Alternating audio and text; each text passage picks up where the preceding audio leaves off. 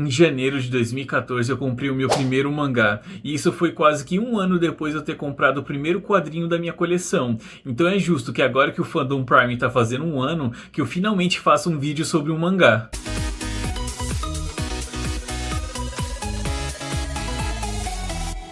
E aí pessoal, sejam muito bem-vindos ao Fandom Prime. Meu nome é Cisco e no vídeo de hoje então vou falar sobre Yu Yu Hakusho, mangá da JBC que eu sinceramente não daria a mínima se eu não fosse muito, mas muito fã mesmo do anime dos anos 90. Que é um marco na história dos animes e da dublagem brasileira, porque é simplesmente icônica. Então tá aqui feita uma aquisição minha por pura nostalgia. Onde eu fui amarrar meu burro, ora? Nesse vídeo aqui em particular então, eu vou comentar sobre o primeiro arco de histórias de Yu Yu Hakusho. Que no caso, essa questão de arco, eu não estou me baseando numa coisa que está escrita aqui na obra, ou alguma lista, ou coisa do tipo que eu vi por aí, tá? Eu estou simplesmente, essa separação que eu estou fazendo, que eu vou fazer nos próximos vídeos, eu estou tirando da minha cabeça, porque como eu já assisti o anime, eu sei mais ou menos as narrativas que vão ter. Então, esse primeiro arco aqui, que a galera conhece como a fase do detetive espiritual, que vai ser o foco desse vídeo aqui.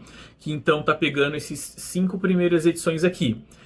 Algumas pessoas que já conhecem a história, que já leram o mangá aqui, assistiram anime e tal, podem acabar discordando de mim quanto a essa separação. Pode acabar falando assim, não, mas esse arco então vai até a edição do volume 2 do mangá. Ou não, se for assim então vai até o volume 6 que eu já tenho aqui. Mas prefeitos aqui do meu canal, para minha separação em particular, eu estou considerando então só até a edição 5. Essa aqui, tá? Então, sobre essa minha separação particular, espero que não tenha ficado nenhuma confusão. Beleza? Então, antes da gente começar a falar sobre o interessante aqui das histórias, não se esquece de curtir o vídeo e se inscrever no canal caso não seja inscrito ainda. Antes então de falar sobre a história do mangá em si, eu queria compartilhar com vocês como foi a minha jornada particular até chegar nesse anime fantástico que é Yu Yu Hakusho. Porque assim, quando eu era criança eu assistia muitos desenhos, mas os animes em particular era um negócio que tinha um diferencial, porque eles empolgavam mais do que os desenhos normais. Então, o meu preferido da minha infância é Cavaleiros do Zodíaco, mas eu lembro de ter a febre de Dragon Ball Z quando eu era criança, de todos os meus amigos comentarem sobre e tal. Fora alguns outros animes pontuais, assim, que nem Super Campeões, Yu-Gi-Oh! E etc. Mas Yu Yu Hakusho eu nunca vi quando eu era criança. Isso não chegou a ser da minha época então. Porque, bom, quando eu era criança eu assisti na TV o Cavaleiros, Dragon Ball e todos esses que eu acabei de citar. Fora outros que eu não consigo citar aqui de cabeça. Mas então, Yu Yu Hakusho nunca cheguei a ver quando eu era criança. Só que quando eu arrumei o meu primeiro emprego, quando eu tinha 15 anos de jovem aprendiz, né? Eu trabalhava num lugar que tinha uma galera mais velha que eu, né? Majoritariamente eram pessoas mais velhas que eu. E a galera que eu acabei pegando uma amizade mais forte, eles gostavam dessas mesmas coisas que eu. Desses animes, desenhos, filmes de ação, etc. E eles viviam falando pra mim sobre Yu Yu Hakusho. Falavam assim, você fala dessas coisas aí que você gosta e tal, só que se você não assistiu Yu Yu Hakusho, então você não tem moral, porque é simplesmente um dos melhores animes que você vai ver na sua vida. Eu acabei ficando inculcado com isso, pensando assim, caraca, será que é tão bom assim mesmo? Só que nunca cheguei a me interessar em assistir, pra começar a assistir isso de fato, né? Porque, poxa, eram muitos episódios pra ver e tal, o anime no total tem 112 episódios, então me dava preguiça. Eu assim, não vale a pena não.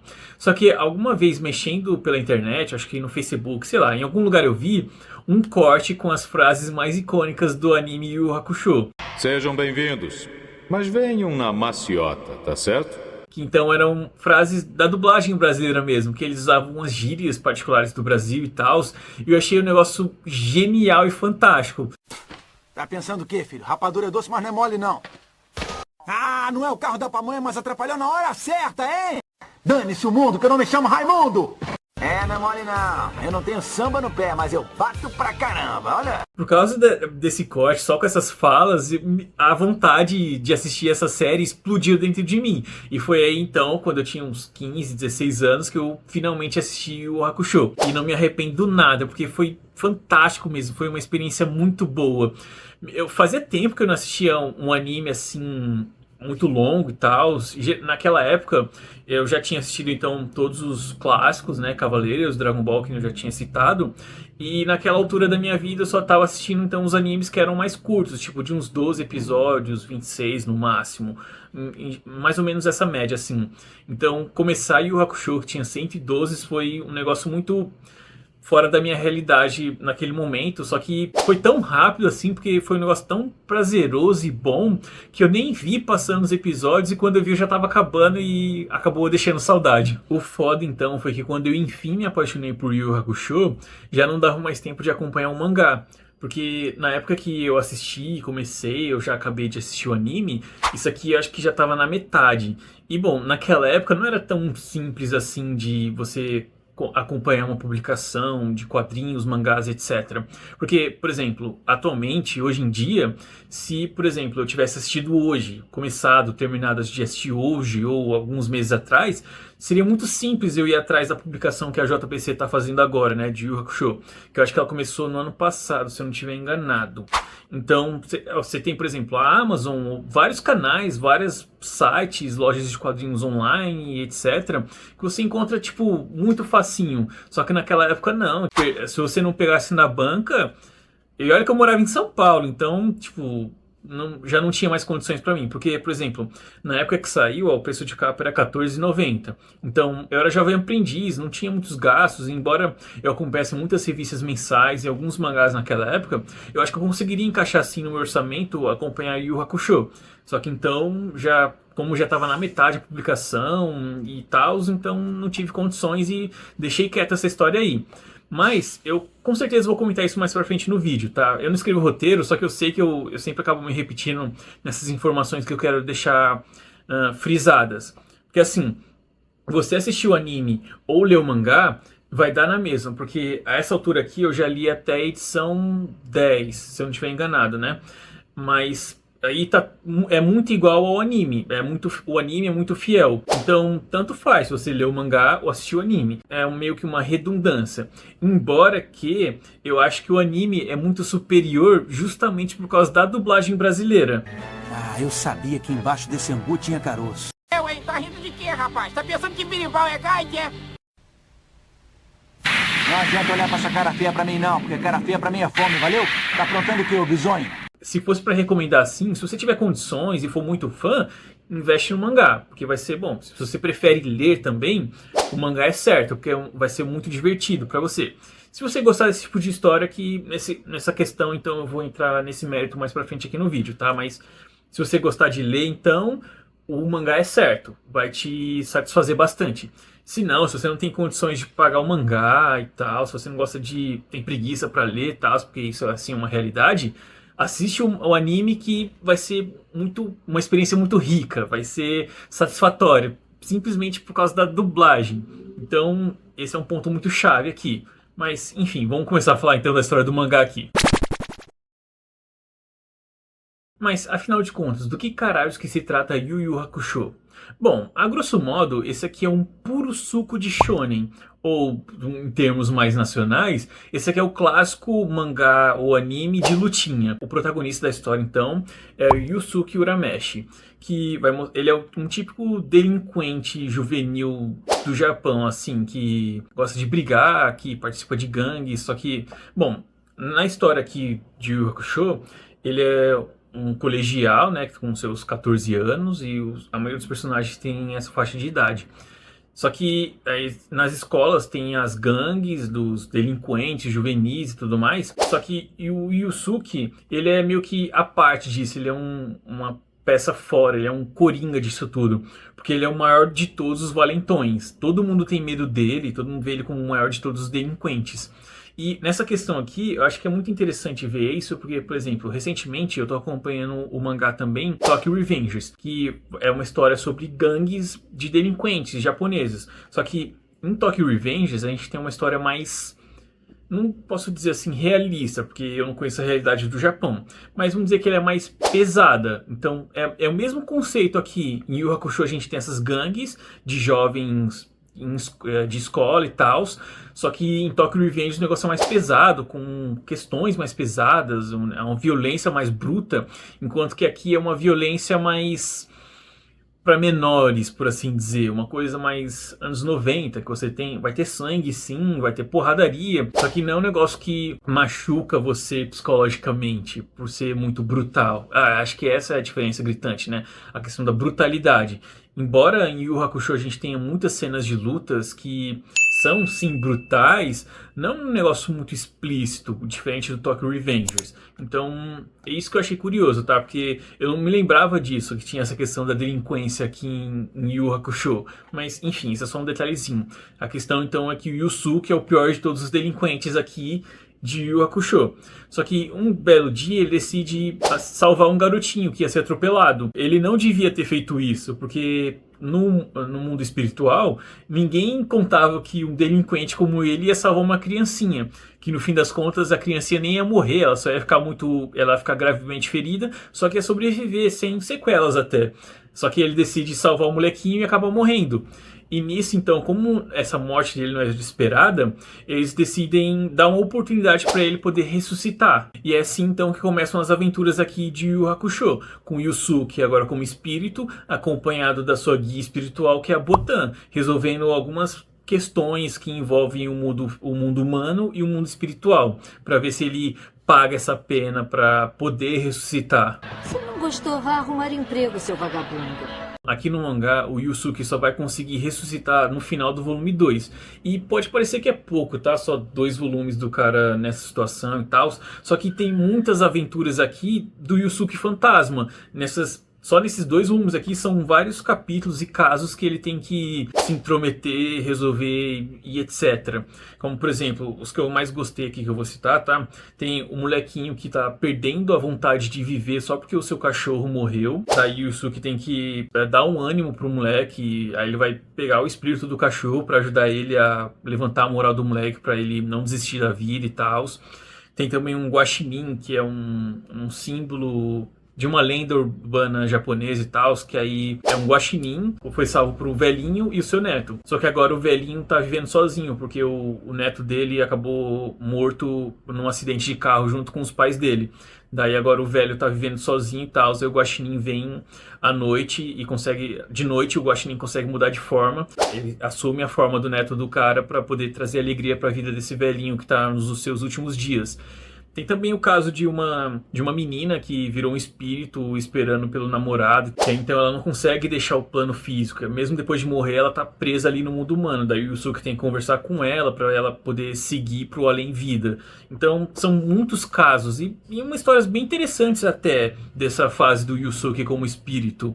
E que, na minha lembrança do anime, eu não me lembrava que isso levava tanto tempo assim pro Yusuke ressuscitar. Pra mim era, assim, acontecimentos bem sequenciais. Tipo, ele morre ali, aí aparece a Botan explicando pra ele que ele tá morto, o que ele tem que fazer agora pra ressuscitar. Aí acontecia só algumas coisinhas e pá, ele já ressuscitava. Só que não, levou bastante tempo até. Só que tem também um lance aqui da história, dessa fase aqui do Yusuke Espírito, que eles mudaram na hora de adaptar pro anime e que eu particularmente achei que ficou muito superior lá no anime. Porque, assim, tem o senhor, aqui no meio da história, o senhor Koema, né, que acho que é assim que pronuncia, Koema. Então ele dá um ovo pro Yusuke, um ovo do mundo espiritual que contém uma criatura mágica, né, uma criatura do mundo espiritual. E ele diz assim que o Yusuke só vai poder ressuscitar depois que esse ovo chocar. Então é por isso que o Yusuke tem que cuidar dessa criatura. Que inclusive ela vai chocando, ela vai se alimentando, vai crescendo conforme ela absorve as energias do Yusuke. Então é por isso que ele tem que deixar o ovo junto dele, né? Ele vai carregando no bolso. Daí, aqui no mangá, então, o Sr. Koema vai pegar e contar em segredo pra Botan que a pegadinha dessa brincadeira é que essa criatura está se alimentando exclusivamente da energia do Yusuke e dependendo do nível, do grau dessa energia, a criatura vai ser de um jeito ou de outro. Então, se o Yusuke tem bondade no coração dele, vai sair uma criatura boa. Só que se ele tem maldade, se ele é uma criatura maligna, se tem essa energia ruim emanando do coração dele, então vai ser uma criatura maligna que quando chocar vai acabar devorando o próprio Yusuke. E ele conta isso aqui no mangá, né? Só que no anime não.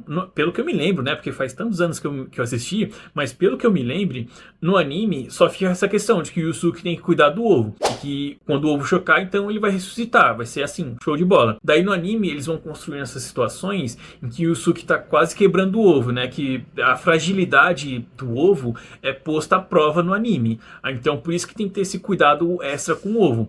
Aqui no mangá não, ele só dá esse spoiler, então, que o Yusuke tem que ser uma pessoa boa. Daí então ele não pode só ignorar o problema dos outros, e por isso que vai girando os casos, né? Que aí nós, leitores aqui do mangá no caso, vão estar medindo assim, poxa, o Yusuke tá fazendo bem, então acho que vai dar certo a ressurreição dele. Só que no anime não, então fica só que ele tem que cuidar do ovo e a gente se diverte com a fragilidade que eu acabei de comentar então que está sendo posta à prova. E além disso então, dessas situações que o anime vai construindo, chega em dado momento, que acontece aqui no mangá também, que o corpo físico do Yusuke então, que está sendo preservado na casa da mãe dele, vai ser posto em risco, né? Acaba pegando fogo a casa dele lá. Daí a amiga, a Keiko, que é a namorada de Yusuke, amiga de infância dele, corre pra dentro do prédio em chamas, da casa em chamas, pra salvar o corpo de Yusuke. Só que aí ela acaba ficando presa lá no meio das chamas e tal. Isso acontece no anime e aqui no mangá também. Só que daí, nas duas mídias, acontece do Sr. Koema aparecer e dizer que existe um jeito de salvar a Keiko. Mas aí acontece outra diferença das duas mídias, né? Que foi nesse momento que eu percebi que era diferente, que não estava sendo igual o mangá e o anime.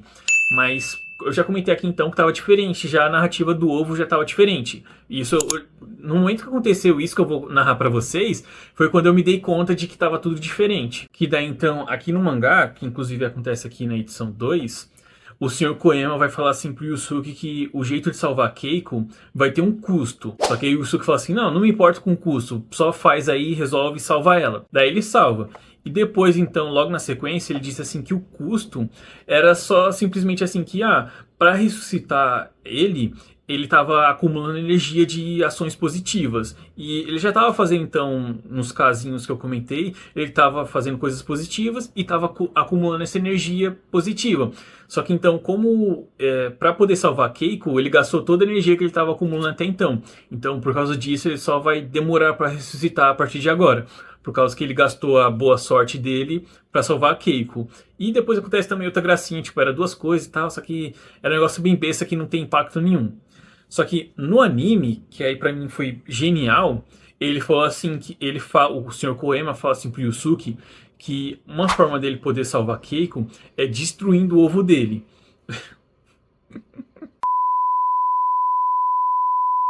Que se o Yusuke então pega o ovo do mundo espiritual e taca naquele prédio em chamas, ele ia conseguir dar abertura para Keiko poder escapar. Só que, bom, a Keiko ia fugir com o corpo do Yusuke, só que com o ovo destruído, ele não ia poder ressuscitar nunca mais. Daí já era o jogo pro Yusuke. Só que ele não pensa duas vezes então e taca e salva a Keiko.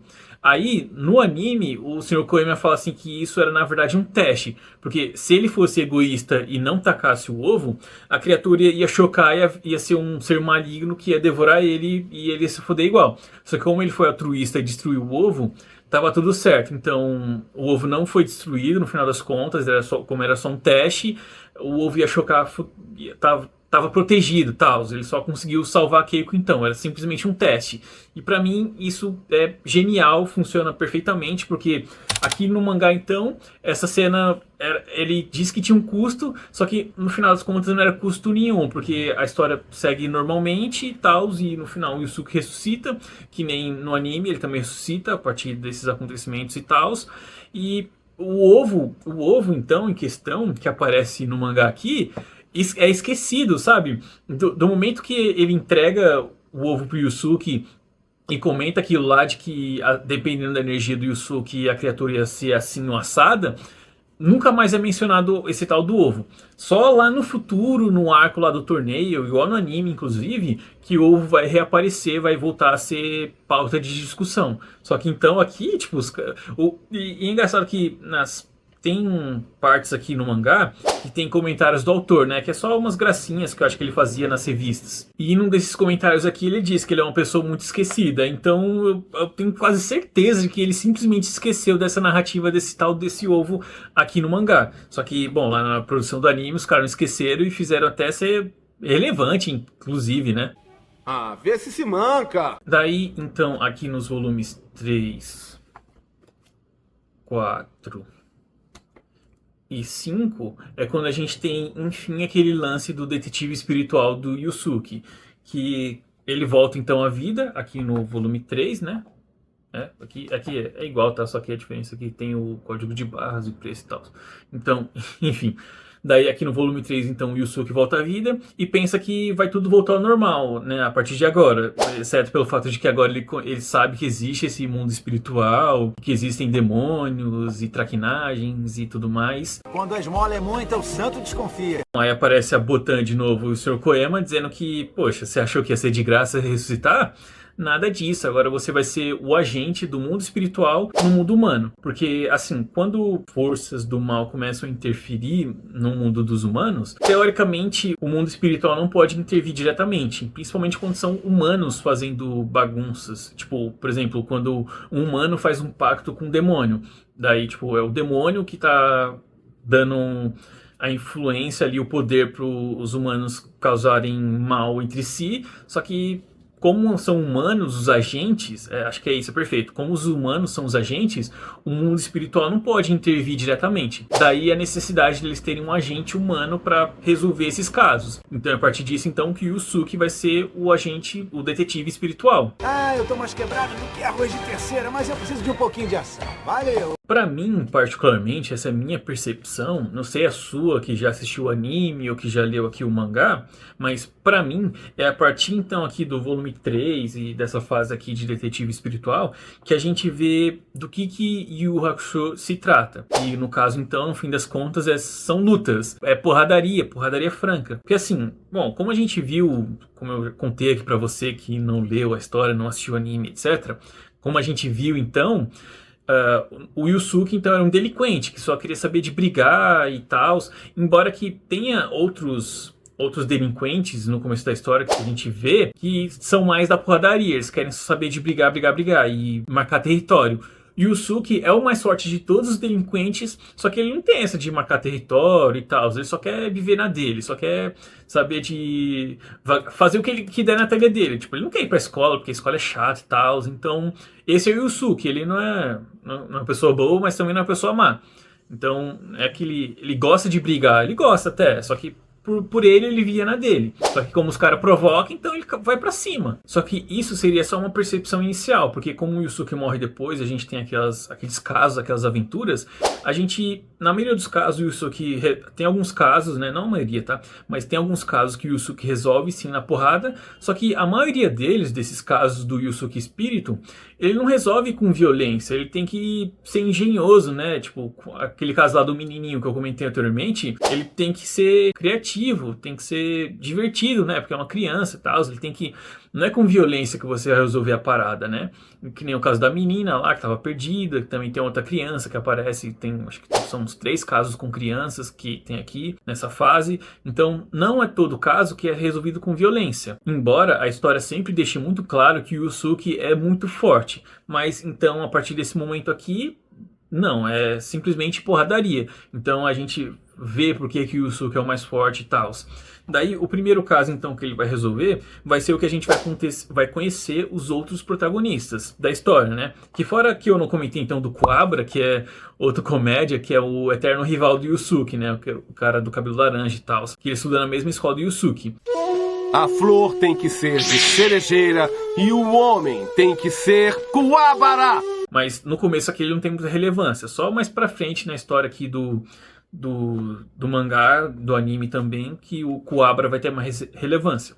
Só que, então, aqui no volume 3, que é o primeiro caso de detetive espiritual do Yusuke, a gente vai conhecer o Kurama e o Riei, que aí são os dois fodões que, inclusive, o Riei é pique o Ikki de Fênix, do Cavaleiro do Zodíaco, né? Aquele fodão quietinho, que é pavio curto e, sabe, esse arquétipo de cara que é na dele, só que é pavio curto. E o Kurama é um personagem muito foda pra mim, particularmente. Só que enfim, então o Yusuke resolve o caso que envolve o Kurama, o Riei e um outro fortão genérico lá, outro demônio. Só que então, no final das contas, o fortão genérico, o demônio genérico lá, que é um tanque, né, até inclusive, sai pra fora, é derrotado e morre, enquanto o Kurama e o Riei mais pra frente voltam e viram protagonistas, né? Acho que eles acabam vingando como personagens. Outra impressão que eu tive também, enquanto li aqui o mangá, porque assim, enquanto você assiste o anime, é tudo muito bem amarrado as coisas, né? Porque acho que como os produtores e desenvolvedores já leram a obra completa, eles sabem o que eles precisam modificar e o tom das coisas que tem que ser apresentadas, né? Só que aqui a impressão que eu tive no mangá em particular é que o autor estava bolando as coisas enquanto ia fazendo. Então, acho que, pelo que eu sei, como os capítulos são publicados semanalmente, eu sei que lá nas revistas do Japão eles fazem tipo coisas como enquetes de popularidade. Então acho que às vezes nessas, né, saiu uma enquete lá que esses personagens que apareceram aqui, que era pra aparecer só uma vez, que era pra ser tipo os vilões da vez, acabaram se mostrando muito populares, então ele acabou trazendo de volta, sabe? Mas eu não posso dizer isso com certeza, tá? Porque é só percepção minha. Mas enfim, então aqui, esse é o primeiro caso, né? Que então, o lance desses 3 primeiros é que eles roubaram 3 artefatos do mundo espiritual.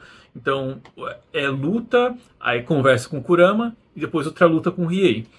E depois, então, a coisa vai escalonando. Daí é um problema que eu acho particular de algumas histórias shonen, é que, quanto à questão da escala do poder. Porque às vezes os caras falam assim, eu sou mais forte. Só que aí acaba aparecendo um oponente que é mais forte do que o protagonista. E por algum milagre o protagonista acaba ganhando a luta. Daí então você pensa, o protagonista agora tá mais foda e tal. Aí aparece outro cara que é mais forte. Aí por algum milagre o protagonista ganha e por aí vai, sabe? Tipo, nessas, a minha maior crítica nesse sentido, pra mim, sempre vai ser Dragon Ball. Porque hoje em dia, Dragon Ball virou um negócio que fugiu totalmente da curva do que era a sua proposta original, né? Tipo, porra, Super Saiyajin Deus, tipo, Super Saiyajin 1, 2, 3, o cara vai aumentando a escala, os caras vai evoluindo e tal. Tanto que no Dragon Ball Super ele até faz uma autocrítica nesse sentido, né? Que tem um personagem que fala assim, nossa, maldito Goku, quantas vezes mais ele vai superar os próprios limites? Então, quando a história perde essa mão da escala do poder, fica meio chata. Só que aqui eu achei que Yu Yu Hakusho, assim, não por memória, mas enquanto eu tava lendo aqui as histórias, eu achei que Yu Yu Hakusho tava indo por esse caminho. Só que eu acabei percebendo que, na verdade, não era bem assim. Porque o que acontecia era que o Yusuke tava encontrando adversários que eram ameaças relevantes, né? Que não eram lutas fáceis. Nenhuma das lutas aqui do mangá parecem, até onde eu li pelo menos, né? Parecem ser lutas fáceis. Parecem que sim, são adversários formidáveis, como se fosse um videogame, né? Embora você saiba que você vai ganhar a luta, porque senão o jogo não vai pra frente, não quer dizer que vai ser uma luta fácil. E acho que é isso que a gente acaba vendo aqui em Yu Yu Hakusho. A história não parece que vai dar um tom assim de que os protagonistas são falíveis. Não, só que isso não deixa de ser divertido, porque são desafios ainda assim. Inclusive, nesse sentido, daí eu acho bizarro. Não sei se na versão atual tá assim, mas aqui, nessa primeira impressão de 2014, tem aqui que é para maiores de 16 anos. E pra mim isso é bizarro porque essa história aqui pra mim é perfeita pra pré-adolescentes e adolescentes, assim, entre os seus 8 e 15 anos. Porque, pô, isso aqui é o tipo de luta que vai... tipo de ação que vai empolgar esse público majoritariamente. Então, nos anos 90, como o público era, na sua grande maioria, esse tipo de gente, esse tipo de espectador, óbvio que fez sucesso. Hoje em dia, eu não sei se as crianças dessa faixa etária estão curtindo muito isso. Só que essa é a minha percepção. Mas também não pense que isso é um demérito para a história, tá? Isso que eu acabei de falar, ou aquilo que eu falei anteriormente é isso, né? De que as lutas são previsíveis, que os protagonistas não parecem falíveis. Porque é que nem eu tava tentando explicar, né? Porque eu achei que a coisa ia para isso, né? Para essa questão o poder ia ficar escalonando e sempre vai aparecer um cara mais forte, né? Como pode isso? Você nunca ouviu falar e tal? Só que não, é muito divertido isso, porque eu acho que eu já falei isso aqui, mas vou repetir de novo caso você não tenha entendido, caso você tenha me entendido mal. O desafio que é a diversão. Então, se você gosta de ação, não porradaria, tá? Mais ação, enfim. Se você gosta de ação, isso aqui é muito divertido. Mas que nem eu já tinha comentado anteriormente aqui no vídeo, no anime fica muito mais divertido por causa da dublagem brasileira. Sentiu firmeza? Parece o Popó. Cara, eu passei o maior perrengue, sabia? Então você vai se divertir sim, lendo aqui o mangá, só que eu particularmente acho que o anime é superior, por causa de, bom, na animação você tem a movimentação dos personagens, a coisa é mais dinâmica, né? Fora a dublagem então, que eu tô sempre ressaltando aqui, que é espetacular.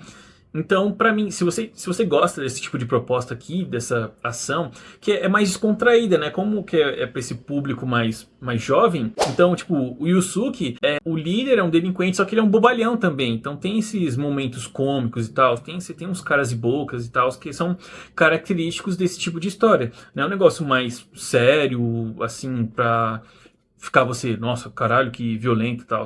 Não, é um negócio mais descontraído, é aquele tipo de, como se fosse um videogame das antigas. Então, os desafios aqui, é uma combinação perfeita. Então, claro que se você investir o seu tempo, o seu dinheiro para ler o mangá, eu não acho que você vai se arrepender, se esse tipo de proposta aqui te agrada. Mas se você não tem essa oportunidade, essa capacidade financeira, poxa, eu acho que assistir o anime é uma boa alternativa. Acho que é uma boa pedida, com certeza. Eita, você não larga do meu pé, menina. Parece chulé. Minha parte favorita, então, aqui desse primeiro arco, aqui desses 5 volumes, eu vou escolher aqui do terceiro, que é quando o encontro do Yusuke com o Kurama, né? Que aí o Kurama vai pegar e falar assim pro Yusuke que ele não quer lutar, ele só quer usar o artefato para poder salvar a mãe dele, a mãe humana dele, né? Daí o espelho, que é demoníaco, diz que para você realizar o seu desejo, você tem que pagar com a sua vida. Daí o Yusuke tá vendo o Kurama se sacrificar para salvar a mãe dele. Aí ele fala assim pro espelho, não, vamos dividir aqui, então você não precisa matar o cara, já que vamos dar metade de cada um. Aí o espelho fala assim, poxa, eles me chamam de espelho demoníaco, mas é porque nunca ninguém entendeu o meu real objetivo. Se existissem mais pessoas assim, como esse tal de Urameshi, eu não seria chamado de espelho demoníaco. E porra, pra mim isso foi muito genial, assim, sabe? Eu particularmente gostei muito dessas situações quando o Yusuke não precisa usar violência pra resolver as situações. E, assim, bom, eu gosto particularmente muito do Kurama como personagem. Eu gosto desses caras que são fodões, só que são mais contidos e preferem não usar a violência como resposta imediata, né? Então, pra mim, o Kurama é um personagem perfeito. Mas quando o Yusuke não resolve tudo na violência, pra mim é ótimo. Mas, bom, eu também gosto particularmente muito da luta do Riei com o Yusuke. Que aí o Yusuke usa um artifício lá muito engenhoso pra poder ganhar do Riei e tal. Então, porra, pra mim é muito foda. Mas esse moleque é um Zé Goiaba, hein? Já a parte que eu menos gostei, assim, não que eu menos gostei, seria um ponto baixo, né? Realmente isso aqui seria um ponto baixo mesmo, porque é fudido pra mim, que eu fiquei assim, que, sabe, quando você tá envolvido na história, então o nervo eleva, né? Na parte do torneio da Mestra Genkai, quando o Handou tá enfrentando o Kuwabara, que daí o Handou deixa o Kuwabara pequenininho e ele começa a, tipo, quebrar os braços e as pernas do Kuwabara em miniatura. Daí o Yusuke vai ficando puto e vai levar então pra próxima luta, do Yusuke versus o Handou. Que aí a Mestra Genkai pede pra ele parar, fala assim, não, você já ganhou, então para aí. Aí já me diverti, então, aí larga o Kuwabara lá, todo fudido. Aí nessa parte eu fiquei tipo, filha da puta, o Yusuke vai te dar um pau agora, se fudeu, otário. Ai, minha santa da garupita. Então é isso, pessoal. Espero sinceramente que vocês tenham gostado do vídeo e obrigado por ter assistido aqui. Essa última parte que eu fiz agora, falando do meu ponto favorito e o ponto baixo que eu menos gostei e tal, não foi um padrão igual eu fiz nos outros vídeos, tá? De ponto alto e ponto baixo. Foi mais porque eu acabei me lembrando, né, que nessa época de assistir animes e tal, a gente sempre chegava na escola no dia seguinte e comentava sobre o último episódio, né? Tipo, eu gostei da parte que eu achei foda e tal. Então, comenta aqui embaixo se você já leu o mangá ou assistiu o anime, comenta aqui o que você mais gostou dessa primeira fase aqui do Yu Yu Hakusho, ou de Yu Yu Hakusho como, no geral, né? Enfim, pode comentar o que você quiser. Críticas, elogios, sugestões, o que achou do que eu falei aqui, se você tem interesse, ou enfim, pode comentar o que você quiser. O momento dos comentários é totalmente seu, mas também não se esquece antes de curtir o vídeo e se inscrever no canal caso não seja inscrito ainda. Beleza? Então até a próxima!